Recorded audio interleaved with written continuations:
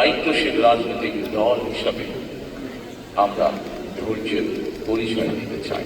বাছাই কমিশনের রিসেন্টলি কিছু বিতর্কিত ভূমিকা বা বিতর্কিত অবস্থা, নির্বাচন কমিশনের বাধ্যবাধকতার কারণে এই মুহূর্তে আমি হয়তো বিস্তারিতভাবে সেই পরিকল্পনা আজকের এই অনুষ্ঠানে তুলে ধরতে পারছি না, কিন্তু তারপরেও বলতে যদিও কষ্ট হচ্ছে যে আমরা দেখেছি নির্বাচন কমিশনের রিসেন্টলি কিছু বিতর্কিত ভূমিকা বা বিতর্কিত অবস্থা, তারপরেও রাজনৈতিক একটি দায়িত্বশীল রাজনৈতিক দল হিসাবে আমরা ধৈর্যের পরিচয় দিতে চাই। তবে প্রজন্ম থেকে প্রজন্ম ধরে গণতান্ত্রিক মানুষ যেন এই শহীদদের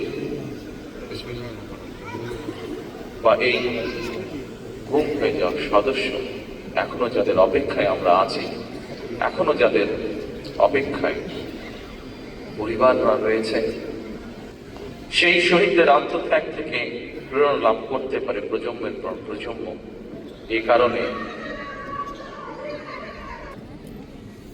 কারণেই যা আজ থেকে এক যুগের বেশি সময় আগে আমি বলেছিলাম, আজ আবারও এই স্বজনরা মানুষগুলোর সামনে আমি তুলে ধরতে চাই। সেটি হলো ইনশাআল্লাহ আমাদের দল বাংলাদেশের মানুষের সমর্থন নিয়ে রাষ্ট্র গঠনে, সরকার গঠনে সক্ষম হলে পরে আমরা এই শহীদ পরিবারদের নামে রাষ্ট্রের, দেশের গুরুত্বপূর্ণ সড়ক কিংবা রাষ্ট্রের বিভিন্ন গুরুত্বপূর্ণ সরকারি বেসরকারি স্থাপনার নামকরণ করব।